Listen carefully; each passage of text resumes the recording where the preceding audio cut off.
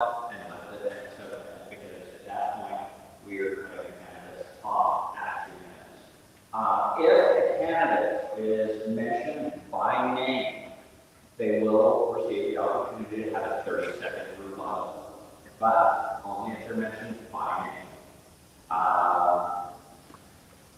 Then we will close. We will have 1 minute rebuttals. Excuse me, not 1 minute closing statements at the end. Following the debate, the questions we have, we're anticipating being about an hour and 45 minutes. But there could be some latitude there depending on the public. So without any further ado, I'll go ahead and turn over time to Senator Heidi Balderree for her opening statement. Thank you. I am looking forward to reading my reports since I got it. This has been such an adventure the last couple months, being through your senator, and I just want to thank those who elected me and thank everyone today who is here that we have. It's a rare opportunity when we have a special election that if there's higher during words, it's a chance to do a do-over. I hope that's not the case. But I think it is actually a benefit to the delegates. So thank you to you for being here and taking your jobs seriously. One of the things I was thinking back for those of you that don't know what's going on, it's Balderree out of nowhere. Just so kind of so you remember. This job requires a lot of bandwidth, and one of the unexpected surprises that happened when I was coming up to the Capitol was that my husband volunteers to drive to the Capitol each day, which was amazing because as you know, you can run your neighbor, or your husband drive, you can prove bills, you can answer emails, you can make phone calls. And so these areas want to make publicly for being such a good support. And also thank each of you who sent me emails, texts, to hashtag pizza politics with the Capitol night. And you can start working on the floor and making ideas for 2 bills to run. So I am you. I'm here today because of you. I'm just going to go through a representative, and I'd love to continue to do so for the next 4 years. Thank you so much for coming tonight.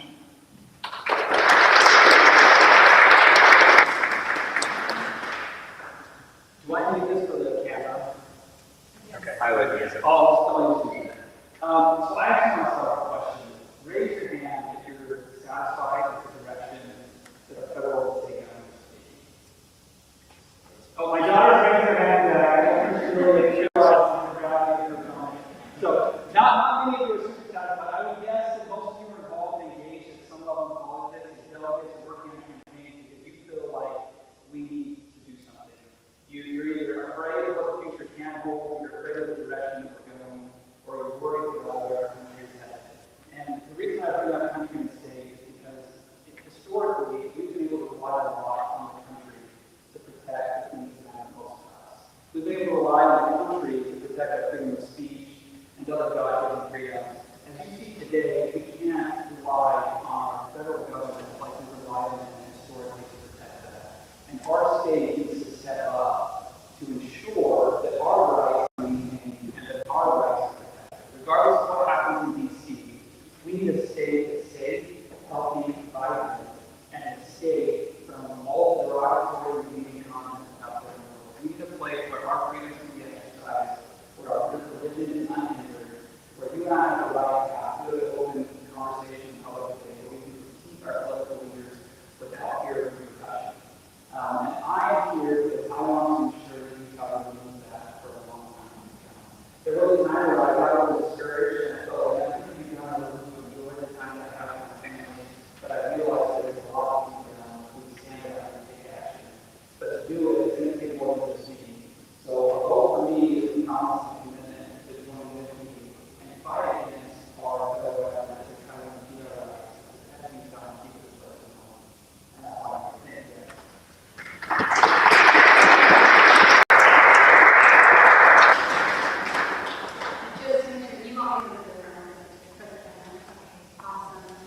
Good evening, everyone. I'm Heidi Lockhart, and I'm Balderree. First of all, thanks so much for putting this event together. I appreciate you being here. It's going to be a lot of fun.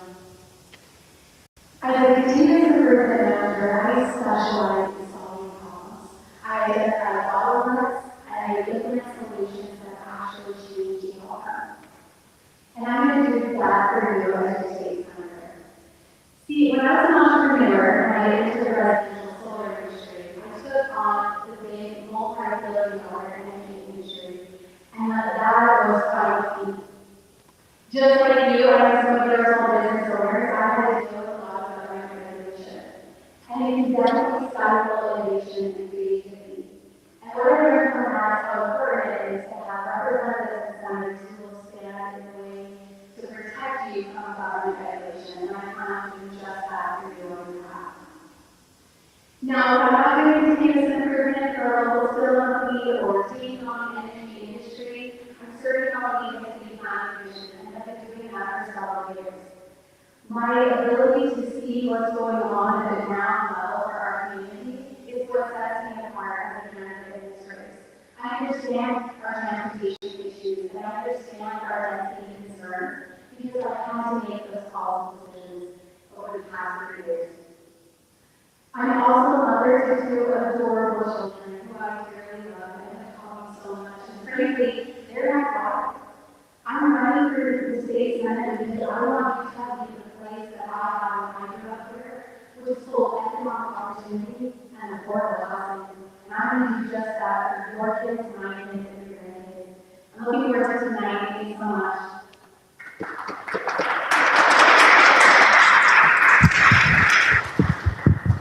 Really quick notes, guys. Unless people run out of time with the red card, we're holding all applause until the end. Just a reminder. Okay. And one other thing, Senator Jake Andre, will you please stand? We're going to recognize Jake, who Heidi's the one that took Jake's seat after the special election. Okay, let's get going with the first question. That's going to go to Mr. Cammans. There's probably no more pressing issue in our area of the state than traffic congestion, especially for residents of Lehigh, Saratoga Springs, and Eagle Mountain. Demand is significantly outstripping capacity on each of our east-west corridors. First question, what are your top transportation priorities to ease congestion? That's a great question. This is obviously one of these more holes. My wife and I live just south of Cammans Crossing for about 10 years, and part of why Wood Street became a thoroughfare by Cammans Crossing because people would walk to it off the road that wasn't moving and then take it to Wood Street. I thought kids the driver's seat on Wood Street when kids were playing, it was very dangerous, and that was a big motivation for us to move. So one of our priorities is seeing the project for Cammans Crossing break through and finish and go across the finish line. There's been a lot of discussion, a lot of planning, a lot of voting to need something actually done. I think when it comes to transportation, one of the biggest misses that our government has is that we often look at the biggest projects we can put our name on. I don't do a lot of small, inexpensive, quick projects that kind of get sold. I know costing I've been a proponent of doing sidewalks and initially increase traffic by 30%, capacity by 30%. It's very expensive, it doesn't require anything, it's fast. There's a lot of roads in our area that single that if you like in turn lanes or reverse lane would have a huge impact on flow, like around the corridor here or freeway. So I think what we do is government not just for the big projects, but for the small, impactful, meaningful things to be done quickly, efficiently, and effectively to ease the flow of traffic. Just to repeat the question, Ms. Lockhart, what are your top transportation priorities to ease congestion? Yeah, great question. So, like I said, serving on planning commission, I am very familiar with the transportation needs of this area. 2100 North, I actually live right off of that in Balderree, so it's just almost as far west as you can go over every road. And that road is a major issue because we have a beautiful children's hospital that just came in, and we currently only have frontage roads. And so at 5 o'clock, there's just no way that first responders can get through to that hospital. It's truly a public safety concern.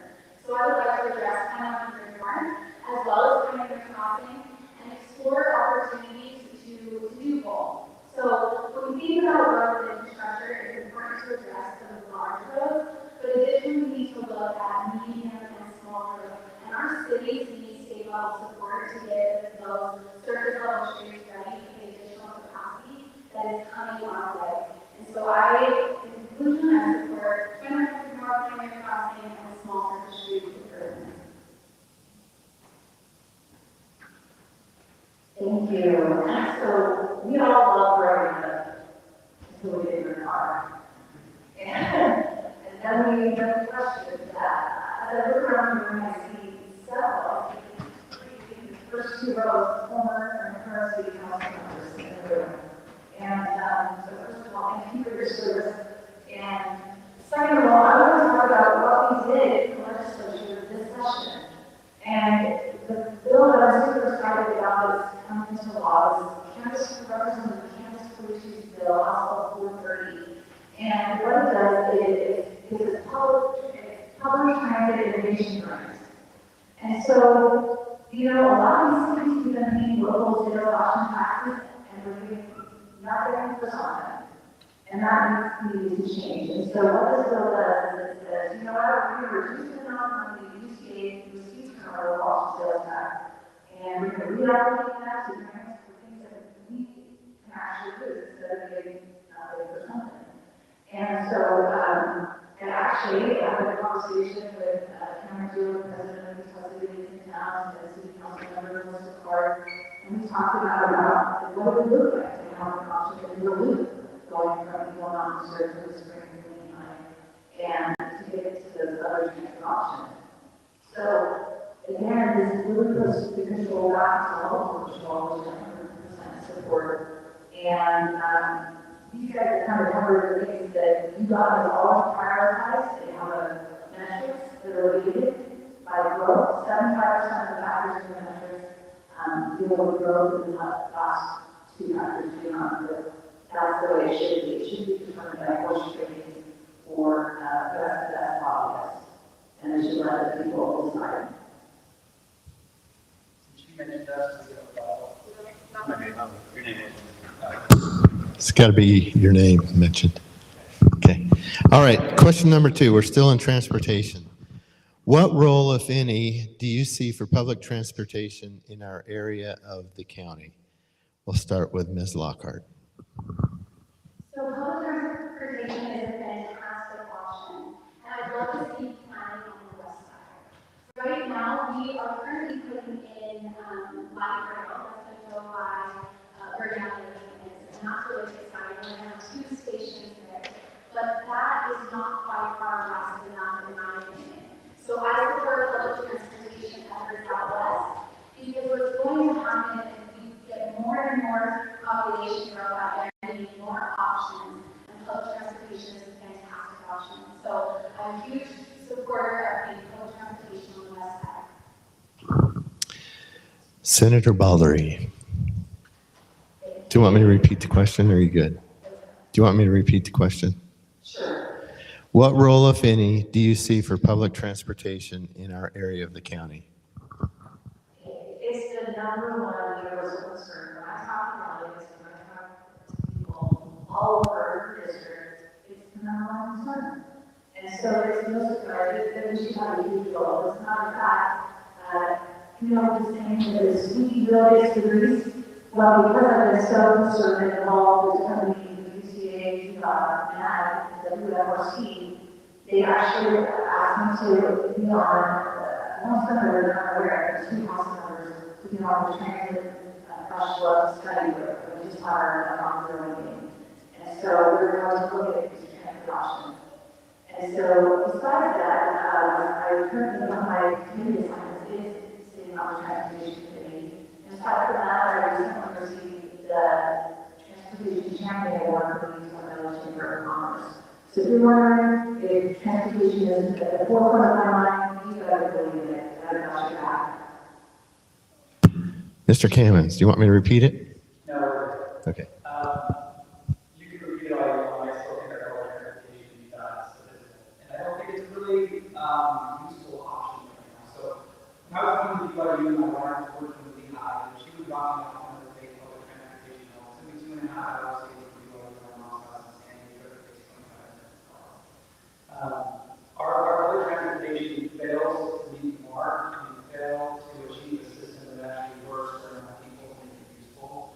I think the public transportation can be a great and effective way of offloading traffic from roads, but I don't want to see our state government informing lots of money into bus tracks that are underused, buses that are not really on, and trains that are taking them out. So I would actually like to see a private option for public transportation that's private college, private industry, private smarts, and not pass it down to the bus drivers. One more transportation question, and this one is top of mind and a top conversation in our area, a little bit more specific. UDOT's current plans call for widening Pioneer Crossing, necessitating the removal of several dozen homes. Do you agree with that proposal, or would you prefer another alternative? Please explain. Senator Balderree, you're first. So Pioneer Crossing currently, it is built to serve 35,000 vehicles, and it is almost to 60,000, well over capacity. So something needs to happen.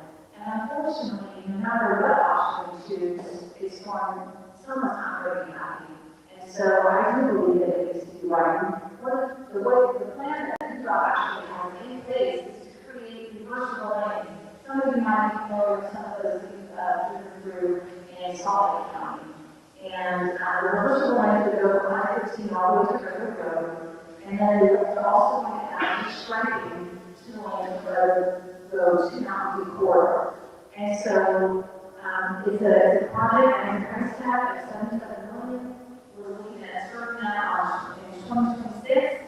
And unless someone comes up with a better plan, I would love to see it. But no matter what option we choose, there are going to be homes for so many people who are dissatisfied with any option. But staying the same is definitely not an option. Yes. I understand the times eminent is necessary, but I don't think we have to be there yet. I would like to exercise every other option before we start taking people out of their homes. So Pioneer Crossing can be widened to support at least 2 additional lanes without eminent being necessary. We also have a lakefront road just south of Pioneer Crossing that we developed where there's no existing homes to get off road traffic from Pioneer Crossing. We also have 2100 north that has been created wide enough to support additional lanes on the highway that can also be developed. All of these can take east or west traffic and offload the current pressure and stress that we have without insisting or requiring at this point. Now, if eminent is necessary, I believe that I would like to pass a bill that allows the state to pay 115% market value instead of just market value for residents who live in their home. But I think there's a lot of things we can do before we have to take that drastic measure from traffic to us. Well, this is where my supply chain expertise comes in. So, a little context of the Pioneer Crossing. The issue is that we have severe wait times, up to 15 minutes currently. What's going to happen is they make it a freeway is that it will cut off some of the access points so that people can go faster. But what I know is that when you cut off access points, those people don't just disappear. They still want to get on. And so they're going to end up moving the bottleneck off the Pioneer and into the neighborhoods north of the lake. So now residents who are going through Pioneer won't have to wait, but you in your neighborhood will.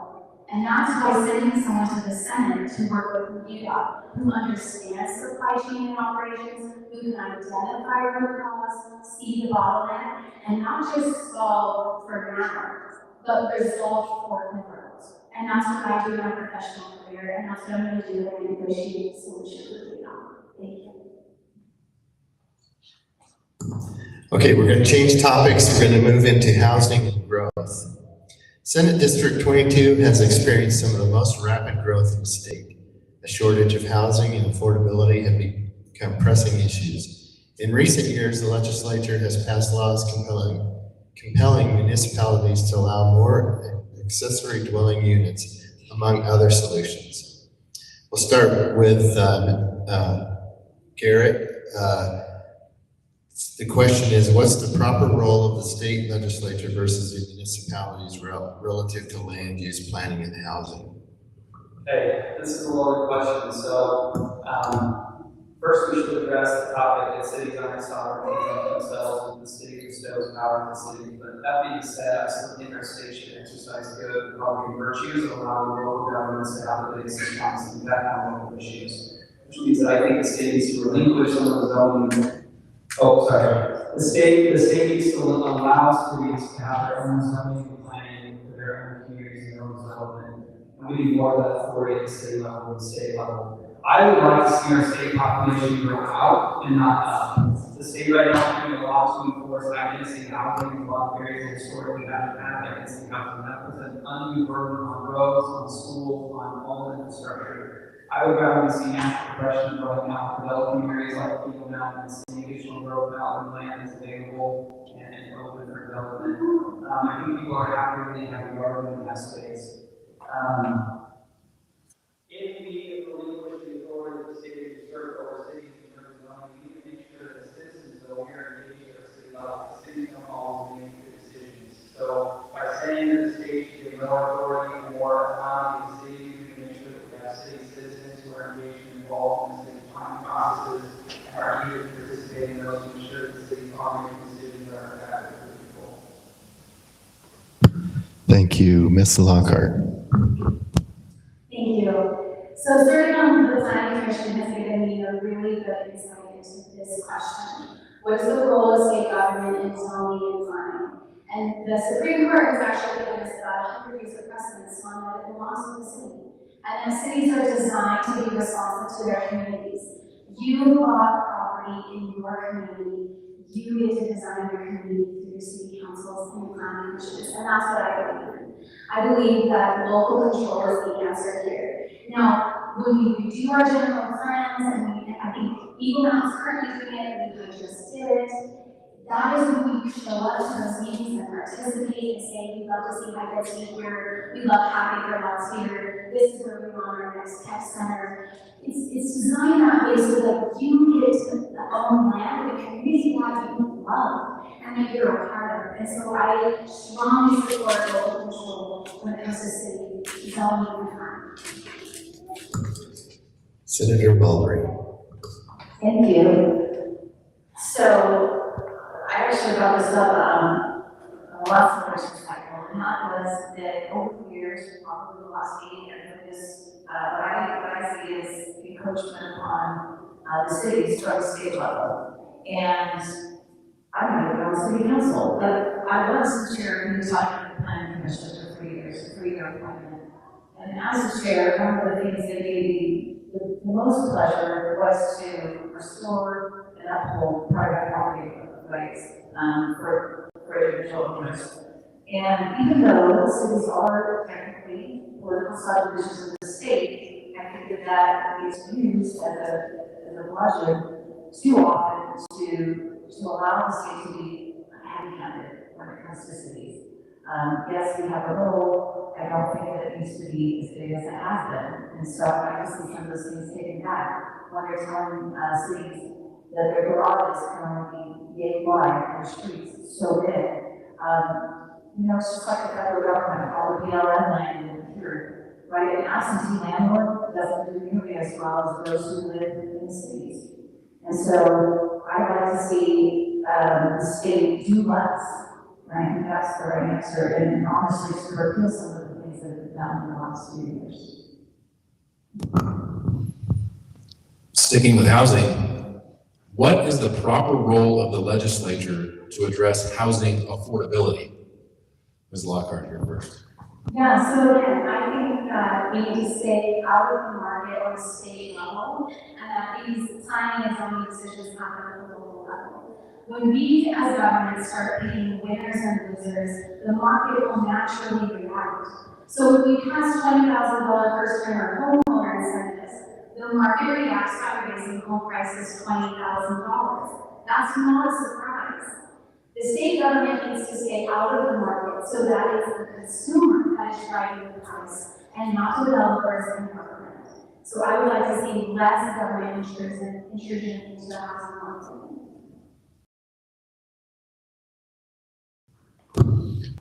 Oh, let me repeat the question. What is the proper role of the legislature to address housing affordability? So home is a free market now, and I believe that market-driven solutions are superior to government solutions. Often, in the name of doing good, the government does poorly, and I can say that now as a legislator. And you see that at all levels of government, not just the state, but they're all guilty. And so what I would like to see is limited government intervention for market-based driven solutions. You know, we all want affordable housing. I've got 3 young children, and maybe someday they'll get married, and we have a basement that's available now. I don't think that's their first choice or mine. And so certainly this topic hits home. And if you're around the audience and you already have a home or you have them. And so this is home. We would prefer most expensive state after Hawaii and California. That's not, it's for, report card that we want to brag about, which average home price is $560,000. Yes, we're desperate for something, but I don't believe the government interfering is always the best answer. The state has to build 35,000 homes within the next 5 years. When I say the state, I mean the governor. And I think that there's something wrong with that. How that's done? When I look around in the state, we have 190,000 entire units available in the state, and yet they're clamoring for building more. So I ask you, do we need to build more units, or do we need to take care of the entire units that we already have? So I think sometimes we're looking in the wrong places. So I do promote free market, but I also think there's 3 distinct things we can do as a state to help with our housing crisis, and we need to find some solutions. The first is to improve infrastructure so that new communities are more accessible. Eagle Mountain should be more accessible and easier to get to, so it helps the community grow. The other thing that we can do is we can put limits on the number of homes, single-family homes, that out-of-state companies can own within our state. We lose a number of houses to cash buyers out of state or corporate conglomerates that's going to buy out our market at regular prices. So I want to protect single-family home owners in the state and put laws in place that limit the number of single-family homes that out-of-state corporations can have and make sure those enforced.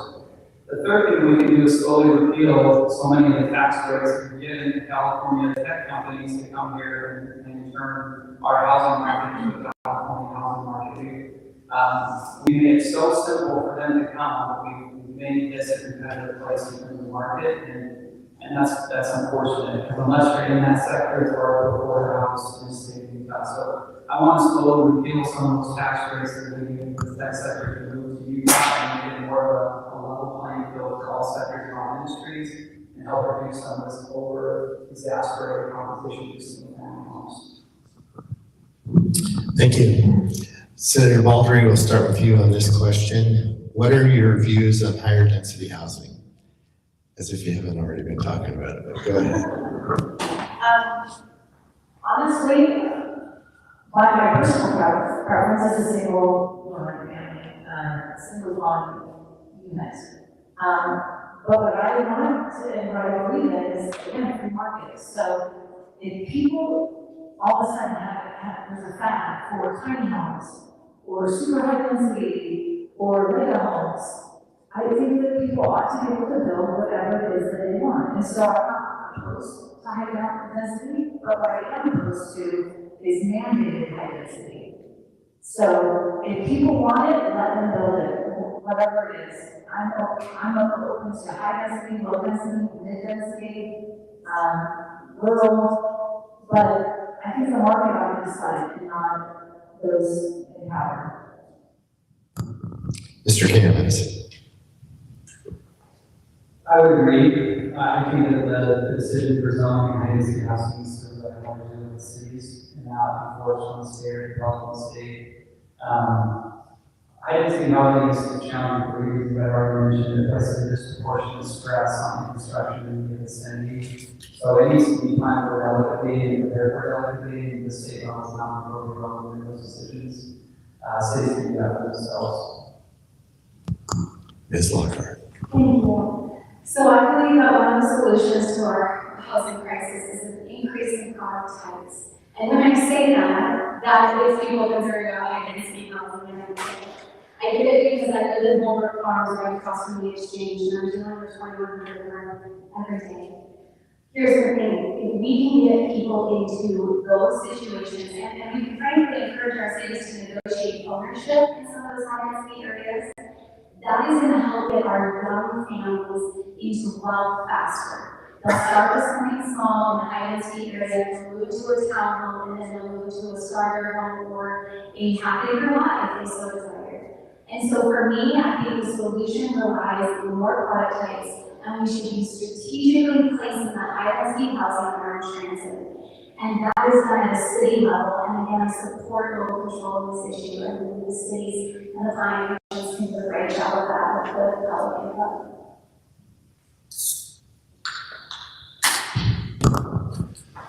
Switching topics now to water. As our population swells, water scarcity becomes more of a concern. Meanwhile, about 75% of all Utah's water is consumed in agricultural uses. So here's the question, starting with you, Mr. Cammans. What do you think about water conservation policy statewide versus in our urban area? So we always encourage good stewardship of our resources, especially limited resources, and water is definitely a limited resource. Water is going to be a limited resource for Eagle Mountain as they grow. If you want to look at a lot of property, there's a lot of property in Eagle Mountain, 5 acre parcels with nothing green on them because there's not enough water to grow. And so water is definitely an issue. It starts with encouraging stewardship, it starts with responsible consumption and promoting responsible consumption. At the state level, there are 2 things that we can do. There are invasive and non-invasive ways of helping with water, and I always look at starting with the non-invasive ways. And so thinking about reservoirs to be deeper, so the water is held below the surface and is less likely to evaporate, creates a more efficient water system when we lose less water. The Great Salt Lake uses a ton of water to evaporation right now. It's important for industry, but it's too shallow, it's too broad, and it loses too much water to evaporation. Utah Lake is same to be said. We have a number of reservoirs and networks in our state that deeper would help. We can also strategically close or encapsulate water that's in motion. So rivers and canals are really inefficient at transporting water to evaporation and ground loss. Encapsulating and closing those makes the process a lot more efficient. I think that's my own cell phone ringing, interrupting. That's a karma right there. But there's a lot we need to do to conserve, but we do need to support agriculture, and we cannot take away agricultural rights, especially long-term agricultural rights. It's an important part of our industry, it's an important part of our food process, even if we're growing alfalfa, it's supplementing the rest of our vegetation and animal growth development, so that needs to be protected. But stewardship, conscientious plans that reduce the amount of loss of evaporation and undesirable ground loss are all the ways to start. Just to repeat the question, how do you think about water conservation policy statewide versus in our urban area? Yeah, so as a Republican, I typically talk about what's not the proper role of government. But tonight, I actually think that water and infrastructure is the proper role of government. That this is a scarce resource that we all use, and that is our job to be the stewards of that resource. So for me, I've seen as we try to develop here in the urban area that we have, that we are limited to offering those product types that I mentioned to you because our water infrastructure just isn't there. And so in order to be a good steward of that resource, we need to be investing in our infrastructure, and I believe the state's role in that is to continue investing. I think this past legislative session, we did $30 million in water infrastructure funding. I support that, and I support continuing that investment so that we can trust the water that we tranquilly to move in all the time.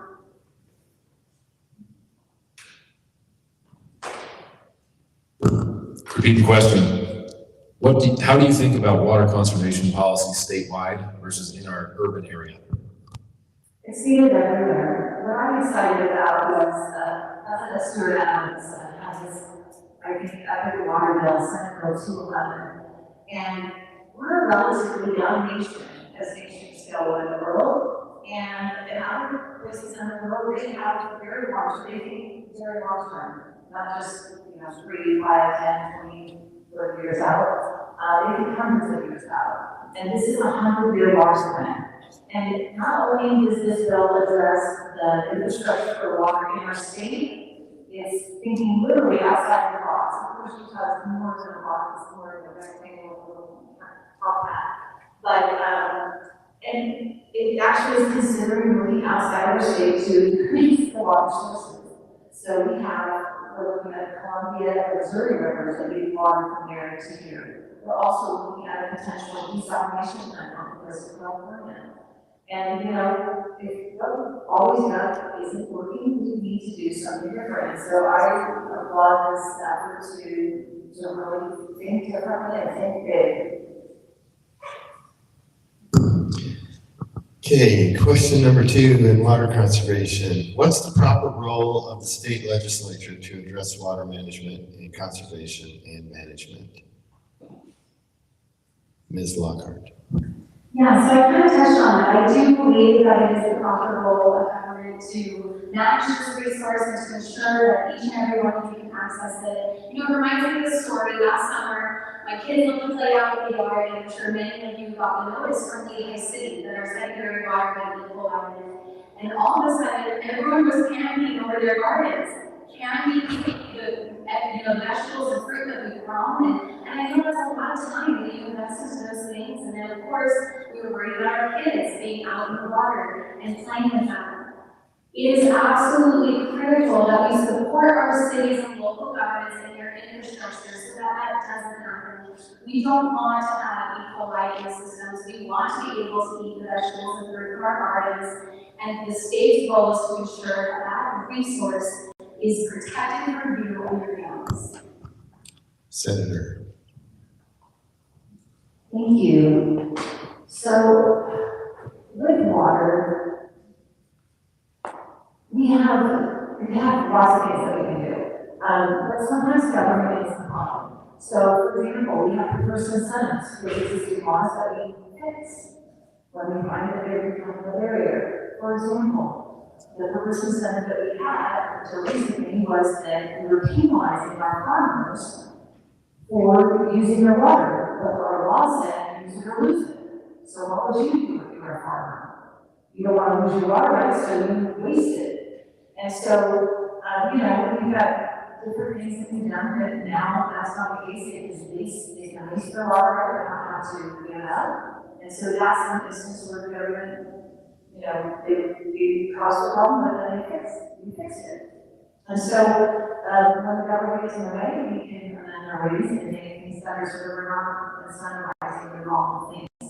If you look at some of the things that the government's transmission to Israel, we're looking at a similar climate change policy, and they're utilizing sub-irrigation for some irrigation systems so that they don't lose the evaporation from the water. Because 80% of the water usage in the state is from farming.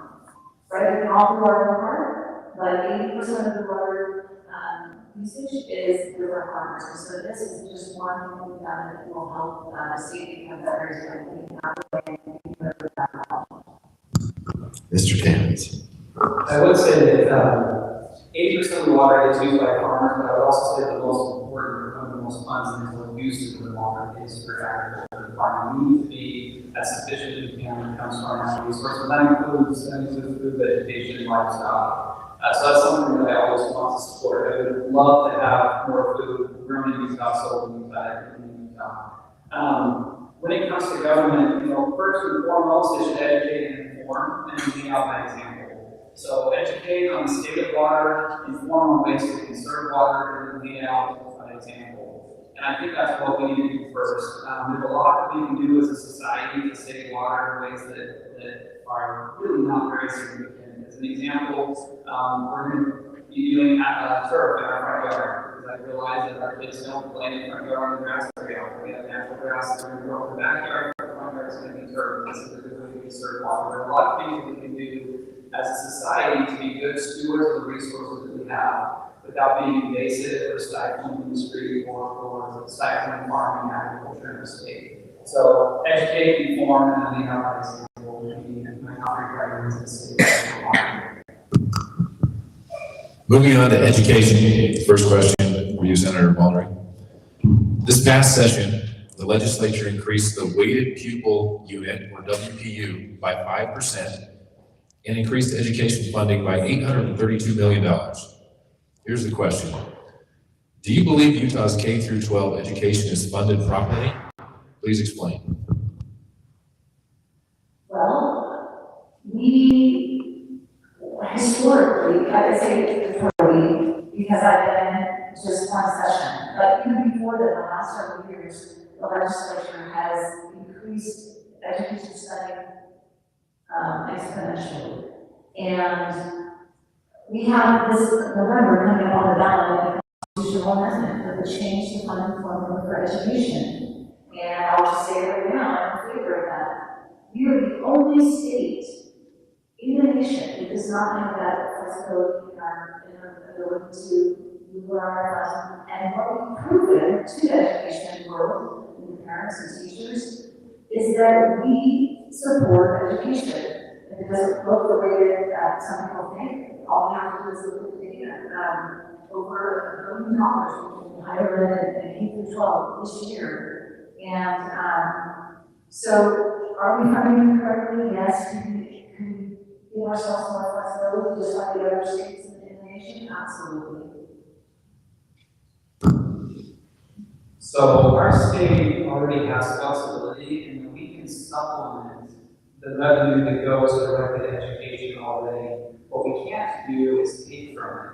So I am opposed to the initiative that was mentioned because the only reason that we're pushing for that amendment is so that we can remove money that's currently concentrated in education and use it to support other government entities and bureaucracies within the state. And I call for more efficiency in our other bureaucracies before taking money from education to use to support our other bureaucratic endeavors. In the state, I'm glad to see we donate more money to our school districts, but I would like to see more responsible usage of that funding. I would like to see more money in the classroom. I would like to see smaller class sizes so we don't have 34 kids per classroom or 40 at high school in Lehigh. I would like to see more aides that are educated and able to mentor students in the classroom. I want to see money spent on education actually making its way to the classroom and not stuck at the bureaucratic administrative level, which we see too often. Part of this means that we need to divide school districts that become too large. They're not bureaucracies for themselves. But the biggest goal of education and me as a senator is to get more money to the student and more money to the classroom and a better classroom environment where the students can learn at an appropriate pace and promote mentor teachers. I'm going to repeat the question. Do you believe Utah's K through 12 education is funded properly? Please explain. Right, so again, this is where my continuous improvement skill set comes in. So what often happens is that legislators wake up with a bright idea and they pass the bill for teachers, but they didn't write the bill with teachers. See, I know as a continuous improvement manager, implementing changes and solutions, you need to bring the people who are implementing the solution into the room with you when developing it, and that doesn't always happen. So as we increase the dollars for public education, we're forgetting our implementers, we're forgetting our teachers. And on that point, we're actually forgetting our parents too. You see, parents need to be at the table as well. I think that education is strong parent involvement, listening to teachers and involving them in the discussion, and really empowering our students to succeed. So for me, it's so much about getting the dollars to the classroom. It's about involving the teacher in the solutions, and I look forward to doing that with you and the teachers in our community to stay center. Thank you. Okay, the next education question is, what accommodations, if any, do you see as appropriate in schools or public facilities for those who have transitioned or are in the process of transitioning? Mr. Cammans. First and foremost, I believe strongly that every student has a right to feel safe in school. Their school should be safe from harassment and ridicule. However, I do not believe that every student has the right to dictate which team they play on or which bathroom or facility they use. It is a student's right to identify what they want to identify. If they want to identify as Christian or Republican or as transgender, that is their right to do so. It is not their right to impose restrictions on the rest of society around them and to make other students uncomfortable in a dangerous place because of their identity. So I was a big advocate of the bill that was passed this session that protected locker rooms so women in locker rooms from transgender students who are also attempting to use the same locker room. I don't think that anybody with female anatomy should ever be forced to undress themselves next to somebody with male anatomy. I was, however, very disappointed that there was a loophole that was brought into that bill that allowed a transgender student to use a bathroom based off identity, not a locker room, but a bathroom if the school didn't have a single stall for them to use. So we basically created a law and inserted a loophole that would fail to protect the vast majority of students who are in school, particularly at older schools. Our state needs to do a little bit more to protect the dignity of womanhood and to protect female students in their bathrooms and their locker rooms. Again, all students need to be safe. Students need to have a safe environment. That means having more teachers in locker rooms. That means having designated stalls that we help support and fund at the state level. We need to do those, but we cannot put at risk our female students because of the identity of our students. Ms. Lockhart. Yeah, so I absolutely support student safety, but one of the things I really liked about the bill that got passed is that it required parent involvement. So if we have a child who is transitioning or going through that process, that there is a parent plan. See, again, I think that parents should be involved in public education for all categories and types of education, but especially student safety. And so I respect the efforts made by the legislature to make everyone feel safe. I also believe that those students should have access to a single stall bathroom where they can feel safe as well. This is a very challenging topic. We are talking about children. And I believe that there needs to be compassion and understanding for these students while also recognizing the safety of everyone in our public facilities. Senator. So the bill that was passed will require any new buildings to construct single stalls. And it also is looking at the feasibility of retrofitting existing buildings and public schools and public facilities. So while the bill didn't go as far as it hoped, I am grateful for the progress that was made. As a former diaper, I was on the diaper team at high school where it was necessary to undress to do sport. I would be very comfortable with someone who was even just being there. They didn't expose themselves or do this, which is one of the terms used in the bill. They just looked at me and they felt comfortable. And so, you know, I didn't think it went far enough in my opinion, but I am grateful for where we were able to get. And in small strides, we don't always get the touchdown. But, you know, we moved the ball down there and I'm proud of that. And I'm grateful that we're a state that can kind of read out and show us how to do it. Ms. Lockhart, this question is for you first. Where would you draw the line on how America's history should be taught in the classroom, including which flags and symbols can adorn a classroom? Yeah, so I'm going to err on the side of the Constitution every time and believe that it is important to tell the truth about our history. Sometimes it's not beautiful, sometimes it's not great, sometimes it's not all rainbows and roses, but we need to tell the truth to our students so that we don't repeat the past. And to do that, we have to talk about it. And in order to talk about it, we have to show laws, and we have to be able to explain what those symbols mean. And so to shy away from truth is never the answer. But to be responsible in teaching our students the truth, that is the answer, and that's our obligation. Senator Balderree, just to repeat the question, where would you draw the line on how America's history should be taught, and which flags and symbols can adorn a classroom?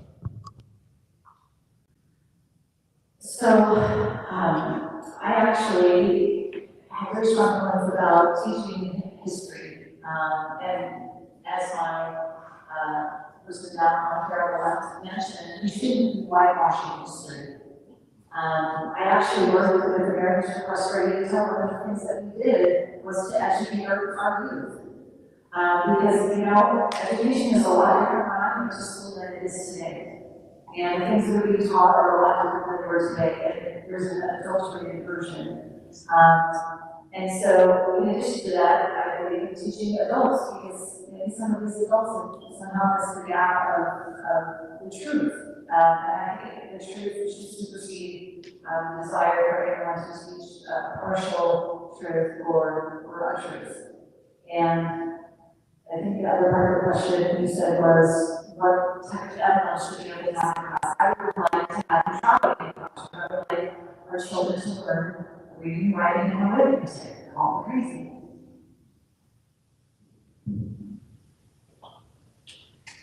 I'm going to go a little bit more specific. I think what I think is appropriate and not appropriate is to help everybody kind of understand what my thought process is.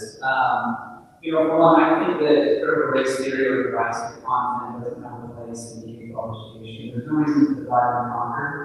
We need to unify and unite. I'd like to ask if anybody in the audience knows the first two countries that fought to end global slave trade. Does anybody know? England and the United States. Okay, we were the first two countries in 1811, 1813, and so and said, this is wrong, we're going to get into it. That's a part of history that is too often forgotten. There are too many parts of history that are too often forgotten in place of rhetoric that's more accommodating to the mainstream social pressure today. I think that overly sexualized content has no place in classrooms. If a teacher attempted to talk to a student about sexuality when I was in high school, that teacher would lose their job and lose their teaching license. For some reason today, that is even more appropriate and commonplace. And I don't think that sexuality, particularly the sexuality of the student, should ever be a conversation for a school setting. When it comes to classrooms, for a long time, we've been asked to remove religious monikers from classrooms. You don't see crosses in public school classrooms. I think that that should extend to other social movements that are, in essence, a religion, and that would include pride flags. I don't think that they have a place necessarily in the classroom or the wall. We need to let students know that they're valued, that they're appreciated. The students can dress in a way that they want, and they can show off their representation in a way that they want, but we don't have to necessarily endorse all of the movements in a public classroom setting. So keeping divisive material out of the classroom, I think, is really important. Keeping inappropriate and sexualized content out of the classroom also important. Thank you. Okay, we're going to change topics and go into economic development. When it comes to economic development, cities have provided tax and other incentives to lure large companies and big investments into their cities. For example, Lehigh has incentivized Micron and Adobe. Eagle Mountain has incentivized Tyson Foods and Facebook. Senator Balderree, under what circumstances do you believe it's appropriate for the government to provide incentives for private investment? Not very often. So, you know, actually had this conversation with a friend today. The property that Meta currently sits on, I think the taxable value is $6. That sound right? $6 before they were there. So the city was literally not benefiting from it. And so in that instance, I don't know the numbers now. I'm sure there are several Eagle Mountain City Council members and former City Council members in here could tell me what kind of tax revenue it generates now for the state. It has to be very judicious. I believe in the free market. I'm against anti-capital communism. And we get evidence of that as I was one of the very few legislators who voted against both of the stadium bills. I applaud the ideas and vision of people who want to bring economic development to the state, but not on the backs of the taxpayers, especially when they're coming from billionaires. And we set a precedent, then people continue to come with their hands held out. And so we have to be very judicious and make this economic decisions. Thank you, Mr. Cammans. I think we all remember what happened to 2 weeks to slow the curve. I think we've done the same thing with corporate tax breaks. We had this message that we were going to encourage the economic development of the state by momentarily granting large tax incentives to big corporations to come into Utah. But for some reason, those momentary or short-term tax breaks never relinquished. Those standards have remained in place, and it's unfortunate, especially when we brought companies in that don't necessarily respect or support our culture and our community. Some of you may remember that Adobe instituted a hiring freeze a few years ago because they were getting too many white male applicants in Utah. Go figure. So they came in with our tax breaks and our tax incentives, things that we paid for, and then said that they were going to freeze hiring because they weren't getting enough diversity in the hiring pool in Utah. So it's unfortunate to see that our tax dollars went to a place that then didn't respect or understand the demographic of the place that they were located. I'm all for slowly repealing those tax breaks and making those companies pay their fair share. If any of you have looked at your property tax statements over the last few years, my property tax has gone up 30% in the last 3 years. For individuals on fixed income in our community, that's almost unbearable. Meanwhile, these large corporations benefit, and those tax dollars they don't stay here. They go back to corporate headquarters in California and other places. So there are multiple types of tax incentives. The one that I believe we're talking about is when we entice these corporations into our cities. So what happens is that we take an area that would otherwise not have any economic development at all, and we incentivize them to come by deferring, saying, okay, you don't have to pay taxes for either 5, 10, 15 years, depending on how your council negotiates it out. See, we wouldn't have that tax base at all if we didn't compete. It's not just Utah that's competing for Meta, it's the whole world. And they're offering incentives. So if Utah stops doing it, we are going to lose out. And we have to compete in that market. Now, what we can do is we can ensure that we are negotiating the right type of incentive over the right period of time. But again, that is where you put your trust in your city councils to do that for you. Meta has brought a lot to the community. They're a partner that brings in scholarship programs for small business owners. Your councils can pick which ones they want where. I know there was a big battle for Costco between Lehigh and Saratoga Springs, right? It's a part of the business of building a city, and the west side is building, it's growing, it's where the momentum is, and we are going to have more businesses come. We want to be able to compete in a worldwide stage to get the right businesses to our area so that we can bring the jobs and economic development to support the growth we're going to have out west. Okay, this next question, Mr. Cammans, you'll start. How do you see Utah's tax environment? What specific taxes would you like to see reduced or eliminated? Please explain.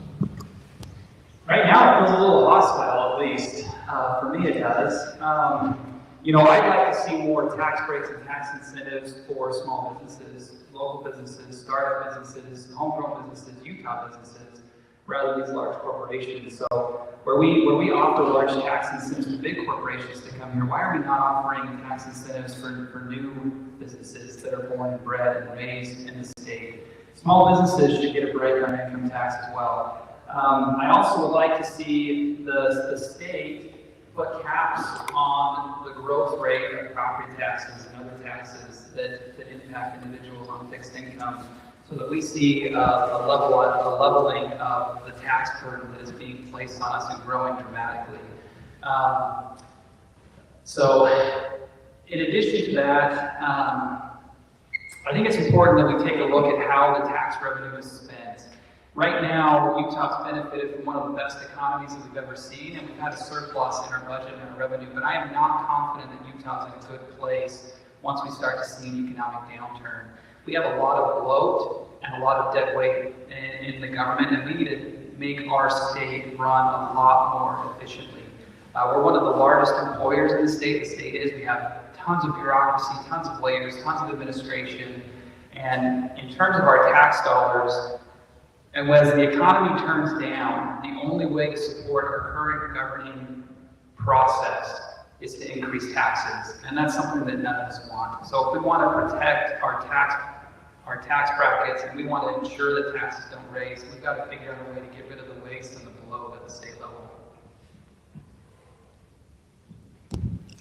Yeah, so over the past 10 years, our state budget has more than doubled, but our population size hasn't, which means that government has just grown. And it's outpaced our population, so we've added more services, we're doing more. When it comes to taxes, I'm concerned that we're growing the size of government. As a conservative, I stand strong for limited government. I believe that the proper role of government is to meet the basic needs, and then private industry and nonprofit organizations and churches meet the rest.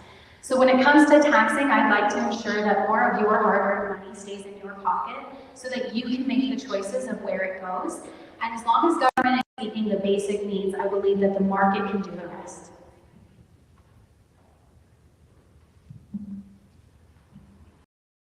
Just to repeat the question, how do you see Utah's tax environment? And what specific taxes would you like to see reduced or eliminated? Easy peasy. We need to get rid of the tax on Social Security. We need to continue to chip away at reducing our income tax rate so that we can stay competitive with our surrounding states. I was a proud co-sponsor of the income tax amendments bill to reduce your income tax to 4.55% this year. And the other thing that we need to do, it's not just about taxes, it's about cutting spending. And I will tell you, I am not afraid to do that. As a matter of fact, I did that very boldly on the first day of the Social Services Appropriations Committee when I recommended that we cut all of the cuts that they proposed wholesale, not just a few, which some others suggested, all of them. And you know what? It passed. Until the lobbyists called and told people that they were going to fund their challengers. And we had another meeting and they resurrected some of them, but we got rid of a lot. And I can tell you what, we need more bold people like myself who are not afraid to cut, because we do need to decrease taxes, but we also need to cut spending. They have to go hand in hand. As a matter of fact, I'm still rushing with my interns in the room today with some of my other intern friends. They won't tell me who, but one of the male staff members in the Senate gave me a new nickname, and it's Senator Balderree, and I want from that nickname. Okay, we're going to move on to another fabulous topic called social media. And over the past 2 sessions, the legislature has approved laws requiring social media companies to verify the ages of users and disable certain features on the devices used by minors. We'll start with you, Ms. Lockhart. To what extent do you agree or disagree with this approach? And as a Utah State Senator, how would you think about the best approach to protect children from the harms of social media? That's a great question. So as a mother of children, I absolutely support the checks that we have on the social media companies. Just like with alcohol and tobacco and other harmful drugs, we ask for ID so that we don't use those things, and so children can't access those things. And so I believe that this form of ID, of submitting ID, that parents are involved in this is key to ensuring the safety of our children. And I think the legislature is on the right path to prioritizing child safety with these tools that can be so harmful to their mental health. By the way, just so everybody knows, this is the last question. Oh, thank you. Now, there's no pressure. So, I want you all to know that I actually worked against the social media bills last session. This session, however, when I looked at the new iteration, I am comfortable with it. And the reason that I voted against it last session is because it was unconstitutional. And that's why we have legal challenges. However, with the new iteration, it no longer has the problems with the first and 14th Amendment. And so because of that, I believe it will stand judicial scrutiny.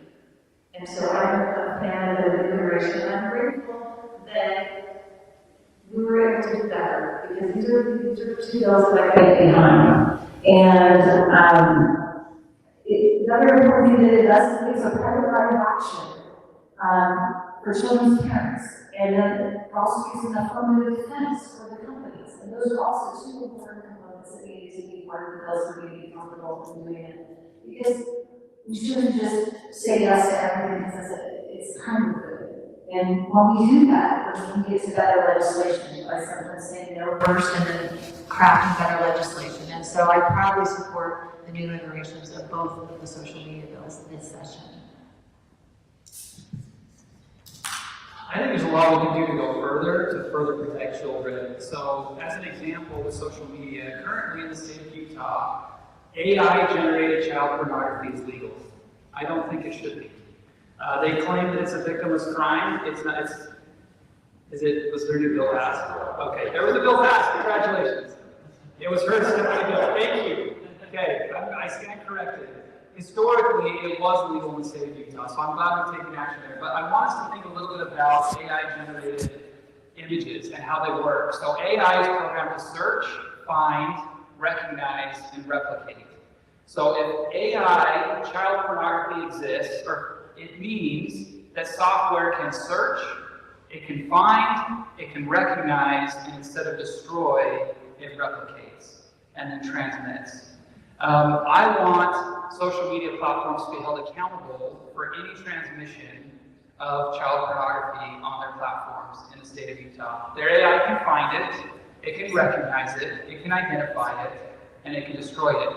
I want it to be easier for families of victims of the propagation of child pornography on social media, for it to be easier for them to sue and litigate against social media platforms that have transmitted those personal images and that personal content.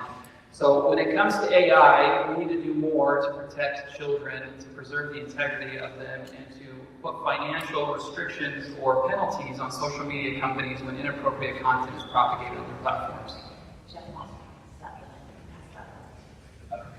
Thank you. All right, thank you, everybody. We're gonna. Yeah, she answered first. Okay. Thank you, everybody. I appreciate everybody coming out tonight. We didn't have any rebuttals. They were short to the point, so we're actually going to end a little bit early tonight. And I appreciate you guys all maintaining decorum during this debate. So we're going to go to closing arguments, and then we'll start off with Heidi, followed by Garrett, and then finishing up with Emily.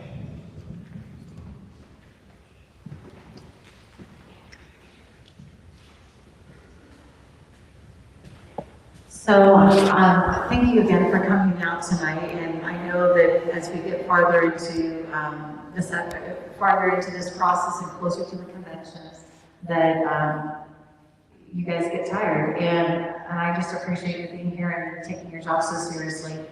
I am proud to report that I did what I said I was going to do. So when I told you I was going to be conservative, you don't need to wonder. Now you know, but don't take my word for it. Look at my voting record. And if you don't want to look at all of those, you can look at some of the scorecards. So we have the Libertas Institute who did their scorecard, and protecting your liberties, I received the highest score of the entire legislature at #1 out of 104. I was one of only 18 legislators to get 100% on the Friend of the Utah Taxpayer Award. I'm protecting your liberties, I'm protecting your wallet, I'm tried, I'm proven, I'm tested. And I'm the only candidate in this race who is not getting signatures.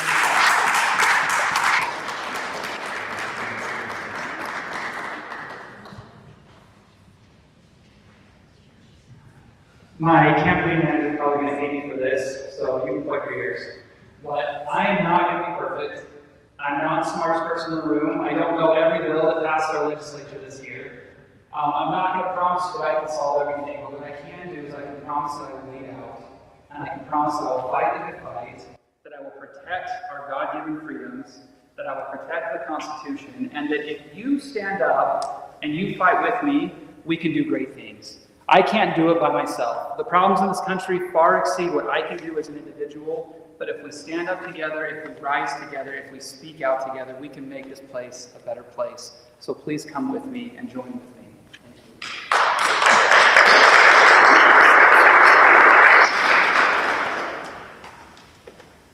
Thank you again for your time and for a great event. My skill set is exactly what we need right now. Our biggest pressing issues are transportation, and that is exactly what I'm going to do. I can narrow in on the bottlenecks, and I can ensure that our solutions, when we spend hundreds of millions of dollars, that it's not moving any of the issues around, but it's actually solving them. See, right now what our district needs is a leader. They need someone who won't just stand and shout no. They need someone who will ask people to take a seat and solve the problem. And that's what I do. I meet with people even if they disagree with me. And I make sure that we solve the problem. We think about all of the issues and how they interact with each other and play on each other. And we ensure that the unintended consequences are not damaging to you, the taxpayer. When you lock in on Lockhart, you lock in on leadership. And you lock in on liberty. Thank you so much for your time tonight.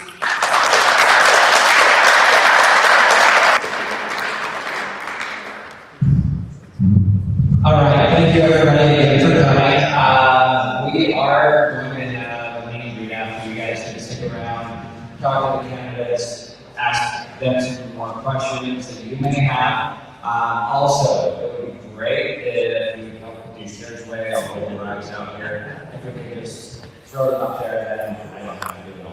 I appreciate your help and thank you again for coming.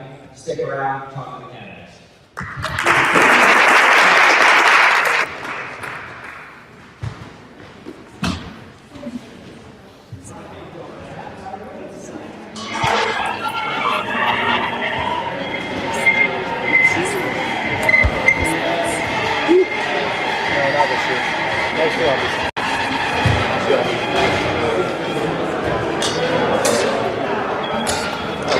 The taxes,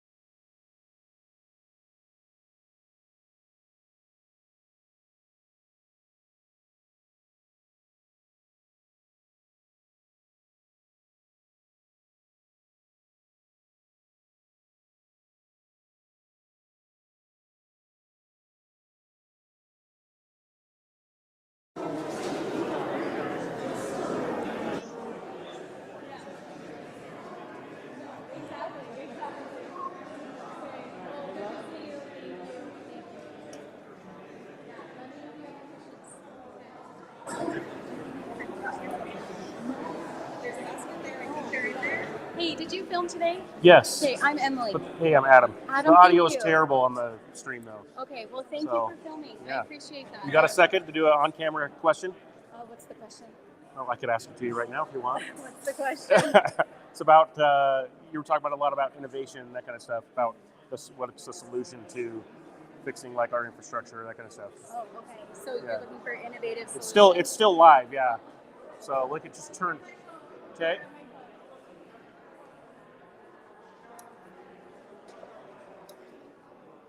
Let's see here.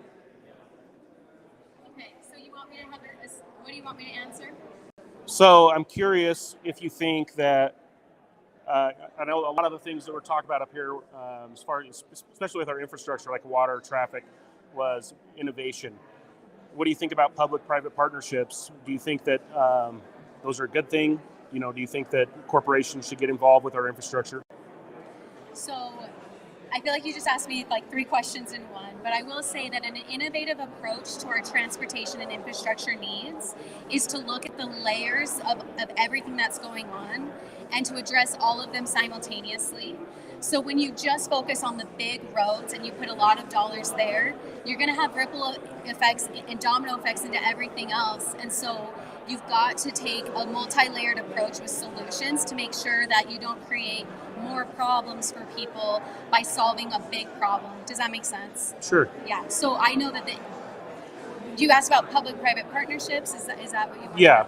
Yeah. So I mentioned that Eagle Mountain brought in Meta, and that they with some tax incentives to bring them here. The world is using tax incentives to entice businesses, and so if we don't participate in that, we'll lose out on that. But I believe that our city councils are the right people to be doing that because they are the ones that know their communities best, and they're the ones that know where they want to go and where they're planning to be. And so I support the cities doing that. Okay. Yeah. All right. One of the things that Governor Phil Lyman has talked about was legislation that he would sign to overturn the flag that was changed. Oh, I know a lot of Dan people like McKay's it. flag bill. Yeah, a lot of people like it. A lot of people don't like it. Yeah. What are your thoughts on that? Would you support that kind of legislation, or would you object to it? So I signed the petition to allow that to go onto the ballot. I think that a state flag, let's let the people decide what they want their state flag to look like. But however, what disappointed me most was not necessarily the design change. It was that when eggs were $7, our legislature was talking about a flag. And I love Utah, and I'm proud to be from Utah, but my eggs were $7, and I was hoping the legislature was going to focus on that. So how would the legislature focus on reducing the cost of eggs? Yeah, so a lot of that comes down to you have to zoom out and look at the macro and micro level of what's going on in the market. And I think that as the government steps away from the market, really a lot of it had to do with the Fed, right? Messing with rates and things like that. I'm a conservative, and I believe that we should stay out of the market so that it's industry and the market that's essentially the consumer that's deciding those prices. Okay. One more thing, kind of switching gears to illegal immigration. Okay. A lot of people think that our state is incentivizing it. There's a lot of talk about a sanctuary state. We're not officially a sanctuary state, but a lot of people think we're incentivizing it with our programs like our driving privilege card that illegal immigrants are able to get. They're able to get, auto loans and mortgages, that kind of thing. What would you do to kind of, do you support that? Obviously. I'll tell you what I do support. I support our sheriffs and our first responders and how they've explained to us that it's a major issue. So I fully support them and the decisions that they're making. When it comes to the real impact to Utah on that issue, it's happening in our schools. And so I'd like to see more support for our teachers who are dealing with the children of those families. And that comes through more additional aids in the classroom, multi-language aids in the classroom to ensure that they can get the education that they're here to receive. The border is a federal issue, but from the state, I can support our teachers and our first responders in that. Okay. Cool. Thank you so very much. Thanks for running. I appreciate the little Yeah. interview. Yeah, thanks. Yep.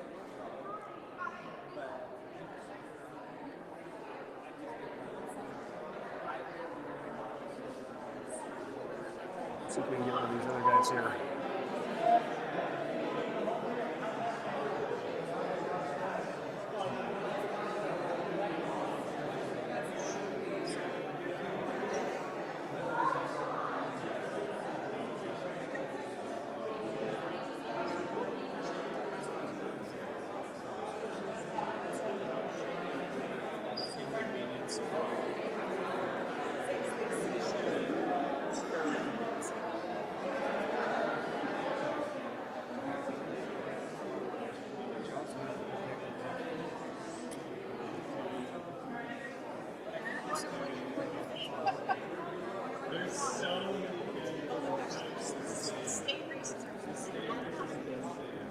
Good. How are you? You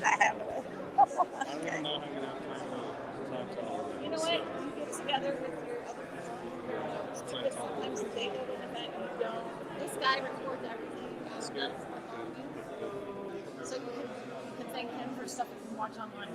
But again, right? It's okay to divide and conquer. Like if you trust people, right? Or sometimes if you don't trust the person, if they tell you one thing, you're like, then I'm not voting for them, right? Like so, that's informative sometimes too. Right? Yeah, so this is good. You guys are great. I think there's a lot of overlap. So that's good candidates.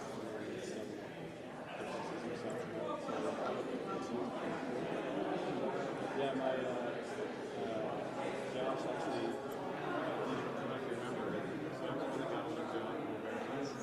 So I get mad before that. Like, dude, you guys work there. Talk to Connor. Like, this guy's awesome. I remember Josh coming to my door when he was trying to get the cannabis license. And I was like, I was in California, I was the person on the jury for a guy who was convicted of driving under the influence with a medical ID card. But it's just like medication. If it says don't drive, I'm going to drive, right? Anyway, so I was trying to tell him, like, you can go medical ID card.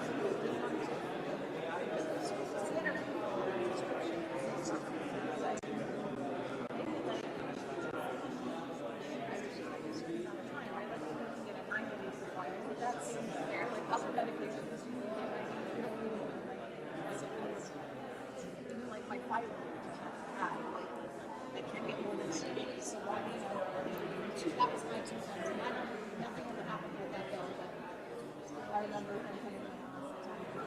Well, you said you were vice racing.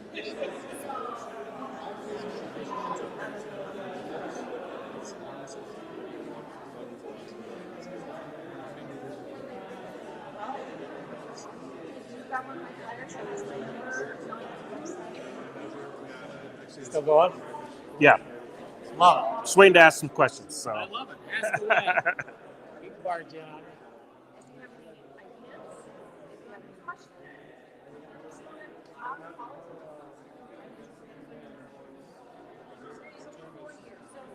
So the special election was in October, and then the general ends the end of the year. So I understand.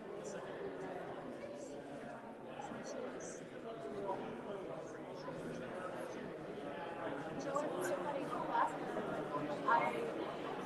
went to the car and I can set all the master's.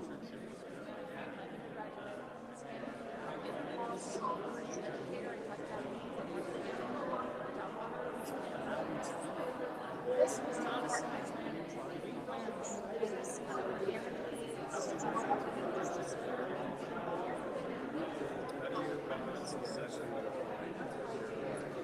So I worked for Americans for Prosperity, and because I won, I used to get one of those I actually had to quit my job that I loved, and I resigned, and I got a job at Western Government University, which it is with me. So first I went on with WGU. I was at a conference, I was at Alabama, and I won the job, so I went to the conference for the day, and then I paid for it for night.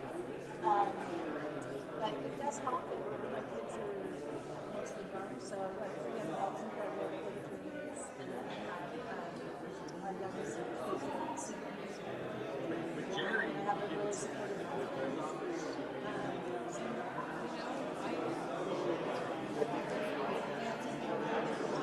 This job for a part-time job is the least part-time job I've ever had. Right, like involved with constituents, going to conferences, submitting items for your study, and going to conferences. So how do you process? So you're right. It's like, I mean, that's literally impossible to do. Well, there were 700 and some that we actually had to. So So, right? So, Still waiting. Yeah, That's not a good sign. that's all right. You're okay? You're Yeah, patient? I'm patient. I was just thinking, we're supposed to be here till 9:30 anyway, but True. it'd be nice to get out of here. Yeah.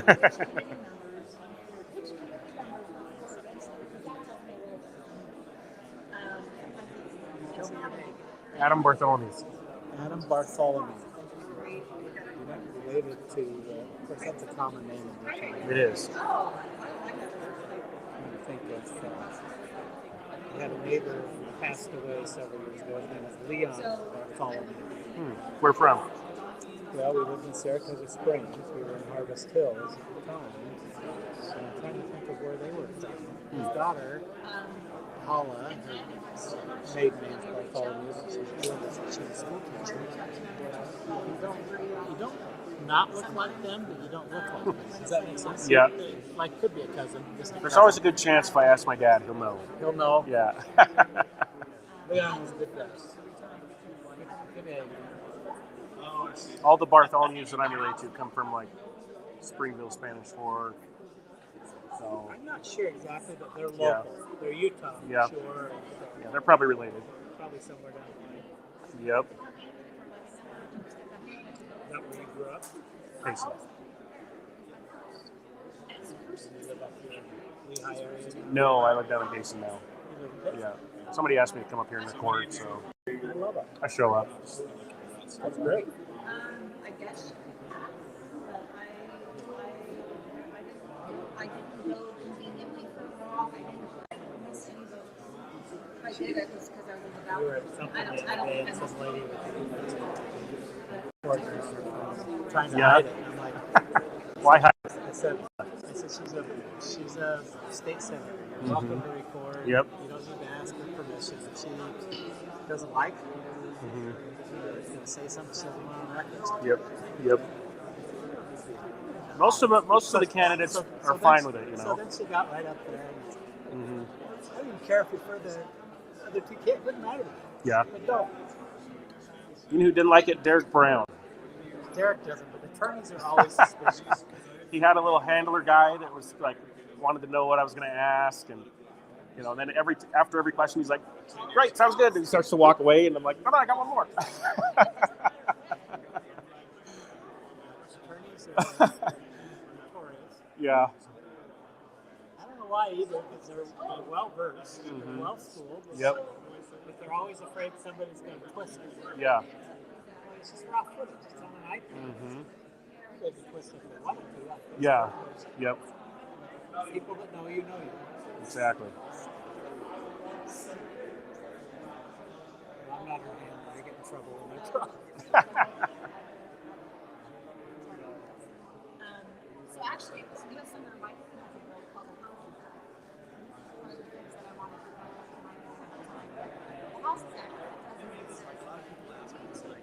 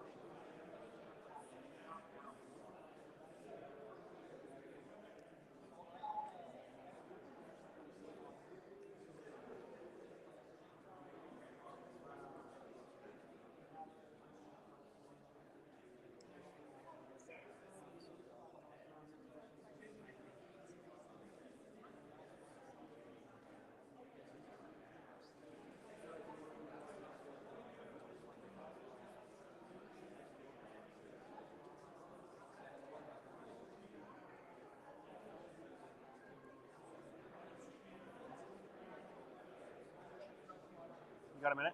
Yeah. You want to do an on-camera interview? Cool. Good seeing you. You too. Thanks for. Weren't you just up for election recently? I swear you just did this. Yeah. Let me get the.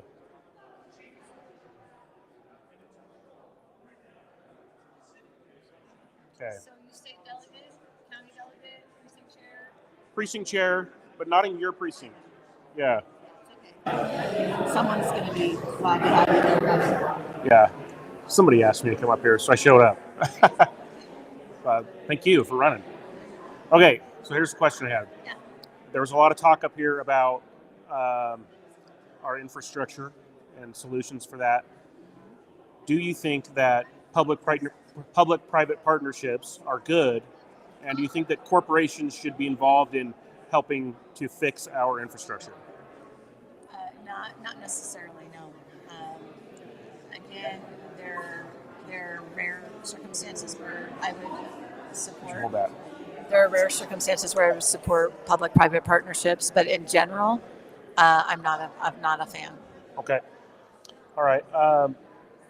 There's obviously a big discussion with illegal immigration right now. It's a national conversation.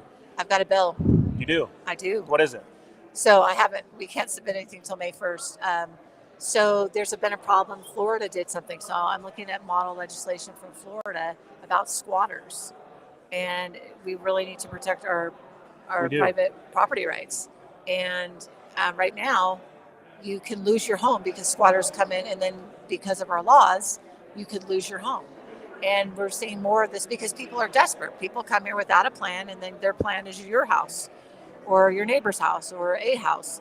And so lawlessness reigns. Again, when people are desperate, they do desperate things. And so I want to preemptively do what Florida's done, because as we know, we're getting illegals shipped here.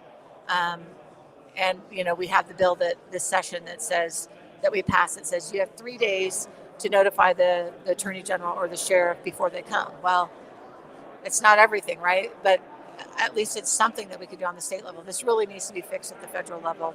But until they take money out of the equation, I don't think people will really want to fix this problem. I like that. One of the things people talk about is that they feel like the state is incentivizing illegal immigration by giving driving privilege cards, which Florida doesn't have. Illegal immigrants can get mortgages and auto loans, that kind of thing. So if you look at on these immigration websites, they recommend and they name Utah as a sanctuary state. Correct. Even though if we're not in name, it's obvious, right? So I'm not going to quibble over whether we are a quote unquote sanctuary state. I don't believe that we are quote unquote a sanctuary state, but if the policies that we have are akin to, then ineffectual, we are. So effectually we are. So there are things that we need to do to shore up, right? What we can do, the federal government needs to do more. But there are things that we could do too that would deter and make us a less attractive state in that regard. True. I know there's a lot of talk on the federal level about, if Trump gets into office, they want to do, people are talking about mass deportations. And so one of the questions that people that I talk to have is, what do we do with people that are here in Utah, here illegally? They have a driving privilege card, they have a mortgage, they have an auto loan, they're working on a job, they're not committing crimes. What do we do with those people, at the state level? Well, I mean, immigration is a multi-pronged issue, right? And one of the prongs is to have better legal pathways. So if you look back in the 1970s, I think early 1970s, don't quote me on the date, we had what was called the Bracero program. And what the Bracero program did is it allowed for legally for immigrants from Mexico to come work on the agricultural season and return legally. Once they created that legal pathway, 91% of the illegal immigration went down just by legalizing it for that particular purpose. So when we create more legal pathways, we can deter some of the illegal pathways. But that's only one part. The border security and immigration are two different issues. I actually went down to the border in April of last year before Title 42 expired. And we went down to McAllen, Texas, and there on the Texas-Mexico border, we met with Border Patrol agents, we went to Catholic Charities, we met with private property owners on the Rio Grande, and it's so much bigger than even what we're shown in the media. And right, they don't need a contiguous wall, they need it in certain spots. The biggest problem, our Border Patrol agents, they were hired to patrol the border, but 75% of their work, according to them, is humanitarian care. Now, that's commendable, but that's not what they were hired for. But because people are coming across, they've been raped, they're dehydrated, all kinds of, right, all difficult circumstances. And so they're not able to do the job that they were hired to do. Another problem is we have a bunch of Border Patrol agents who are set to retire, and we are already 3,000 agents short. And so in order to retain some of those and keep the institutional knowledge and keep our numbers up, we need to, consider like a pay increase for a retention bonus for those who choose to stay, who are set to retire. Another barrier that we talked to them about was they have in the hiring practices, they need to remove a barrier, which is a polygraph test. A polygraph test isn't even admissible in a court of law. So why should it be part of the hiring requirement?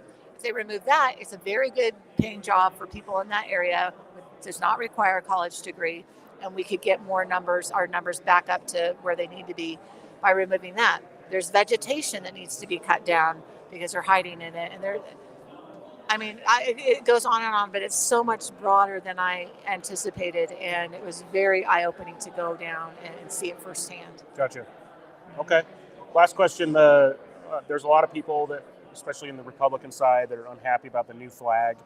One of the things Phil Lyman talked about, that if he becomes governor, he wants to see legislation to overturn that or send it to a vote or anything. You have any thoughts on that? So I'm a fan of the original flag. I think they tried that, right, and it did. I don't think the political appetite is there. So, unfortunately, I think we're stuck with what we have until we get a body that feels differently. Until there's a majority that have that political appetite, I don't think that legislatively it's going to be overturned for now. Okay, cool. All right, thank you very much. You're welcome. Yeah, good seeing you. And you're doing a great job. Trying. Not perfect. That's how we do it.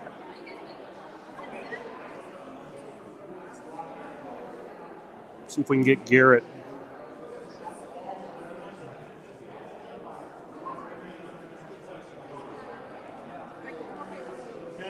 Got her. Got it. She's soft-spoken. You got to talk like this. You know what? Yeah. That's why I asked earlier. I said, Yeah. are they going to have microphones in this? You have to use a big girl voice. 'Cause I am loud, Yeah. but my soft is loud. Her soft is really soft. Yeah, so what brand do you got here? Comica. Okay. Yeah, they seem to be really good. Yeah, I like it. I've got another one that's... These ones can record independently, so Yeah, I've got something like that yeah. as well. I wish I had more than two though. Then I could have mic'd everybody, you know. Sure. So, Okay. Adam? yes. Josh Cornea. Nice to meet you. Nice to meet you. Thank you for coming. I'm like, oh, I saw you setting everything up. I'm like, oh, wait. The audio's terrible here though. Oh, it is. Yeah. It I echoes. wish I could so have bad. plugged into the system, but Yeah. and I put my mic in front of that speaker, but then I realized the candidates were on this. On this. Yeah, and so no matter what I did, it's just super echoey, you know. Yeah. I love this facility because I am able That's to beautiful, get them beautiful view. to comp it to me because, well, I'm a resident up here, but they'll comp it because they're like, it's of public interest. So there's value. Mm-hmm. Because otherwise, if you're from outside of the area, I think it's between $2,500 and $3,000 to get the facility. Yeah. They gave it to me. Well, the address on the flyer was 2175 Ridgecrest, right? Or whatever, yeah. So Ridgecrest Drive. So I end up the hill in a roundabout, you know, or a half circle with like 7 other cars, and we roll down our window like, "Are you here for the delegate meeting?" Yeah. You know, we're all there, and then somebody texts me and says it's at the Traverse Mountain Lodge. So I told them that. Well, and that's down there. So there, I know there were some people that didn't make it because of that. Well, and the thing is, I felt bad. There's not a good address to find here, and it's frustrating. Yeah. Because I pulled the information directly from our HOA site for the address. Yeah. And so I had a guy on the phone who's like, "Look at this church, and then look down here. This is the turnoff road to get to that swimming pool on the satellite view." So then I just dropped the pin at that turnoff. I'm like, "That's how I gotta get there." no, it's frustrating. Yeah. And It's new. It's new. What are you gonna do? right. Well, and what I need to do is make a sign that says candidate event this way, because they hold so many weddings and different stuff up here, and they always have a sign up there at the entrance. So that's Cool what I'll do area. next time. Yeah. No, and like I said, the view is awesome. It's a beautiful facility. Yeah. So yeah, you just run between these events and support them all. And Live stream. nice. Live stream? Okay, good. And So- try to get some poignant questions into the candidates afterwards, and then I'll clip that up and Nice. post those separate. That's So, awesome. No, that's good. Have hopefully a little better audio on that too. So Like I say, I realize the Yeah. acoustic here sucks. yeah. And that's, well, and the reason I used the mic up here for them Mhm. is because I figured it was going to be, well, I could have the mobile mic versus having it wired. Yeah. Yeah. I'll be able to clean it up in my computer, so Right. Well, that's hopefully make it a little better. So go into I'm trying to think of the audio one. Audition.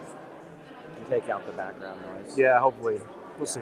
Yeah. Sometimes it doesn't work out. But Right. Now, I've had to cut stuff out Yeah. of the background in Audition, and it sucks. Yeah. It's like, oh, there's the wave track. That's the problem. Yep. So, Yeah, I'll figure it out. so, what did you think overall as far as candidates? I mean, what are your thoughts overall? I like it. I think there's a lot of good answers here. So, Well, and that's the thing. I wanted substantial questions instead of here. Let's attack one. I wanted questions with substance. yeah, for sure. So, No, I think they hit all the areas, so it was really good. good. Well, thank you. Where's Garrett?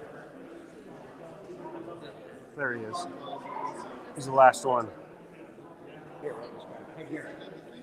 He's busy. Hey, you got a second? Yeah. Cool. I got a recording going. Let's get you on film. Oh boy, on film. I haven't signed up for that. Right here. Okay. Okay. Right. Okay.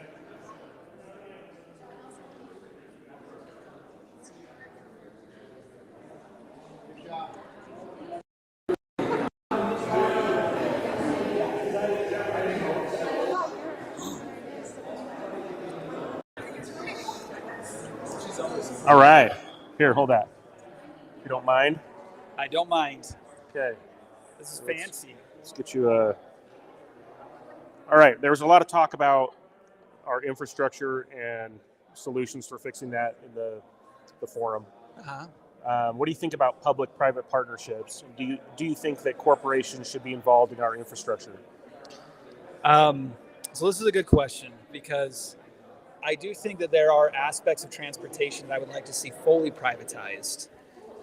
Like I mentioned today in the debate, public transit. Our bus systems and public transit cost a ton of money. And in most places where they operate, there's very little reward, meaning there are very few people that are actually taking advantage of that. I drive by way too many empty buses on the freeway, and I know that our tax dollars are funding those. So there are times where I feel like private enterprise can be more prudent, and they can put their own money at risk, not public money. So there are aspects of transportation that I'm okay with being privatized. That being said, the traditional outlook of public-private partnerships, I'm not in favor of. Is that okay? Sure. Is that what we're looking for? Yeah. Okay. What do you think about the new stadium bill? The new stadium bill. This is a very divisive topic. Yes, it is. To be honest, it's not something that was anywhere on my priority list for the last legislative session. So I didn't look too closely at the bill.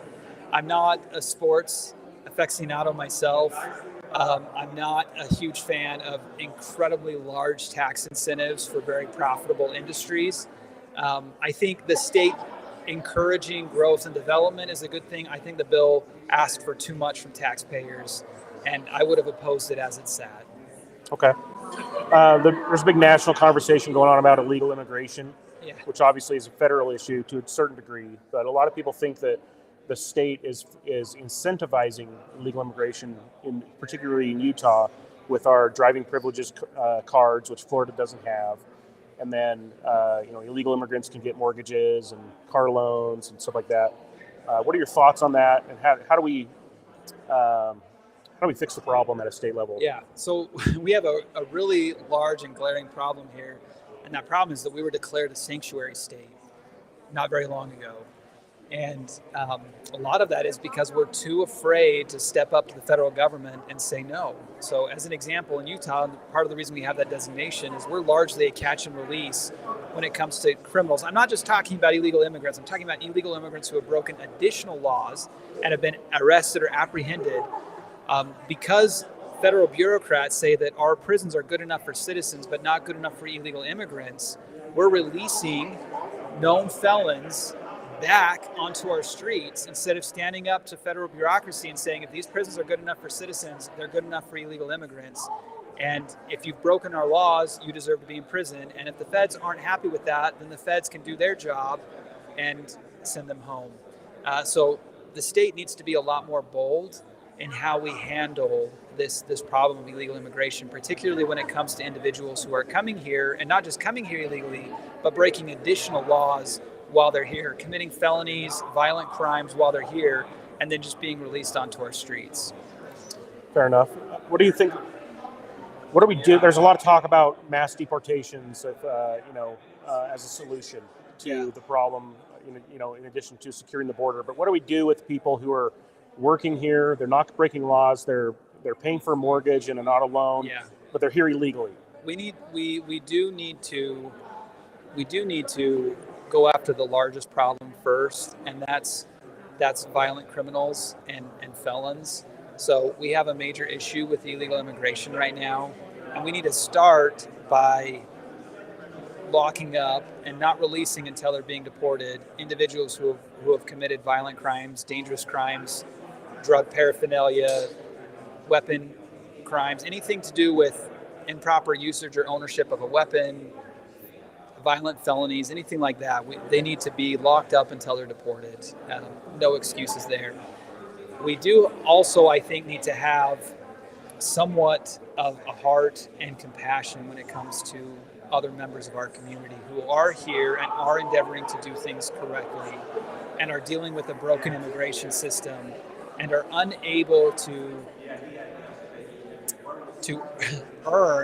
win the lottery and garnish or gain legal immigration status. So we need to reform our immigration process so it's easier for those people who are trying to come here to provide a positive contribution to our society and participate in a positive way in our communities.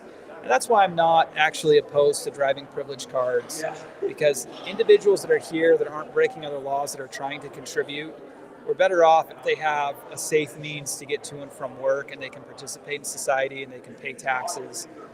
So there are certain measures that I'm actually okay with when it comes to individuals who are abiding by all other laws. I would like to create a system for them to gain citizenship and do things the right way if they're not breaking the laws. Okay. New topic. Last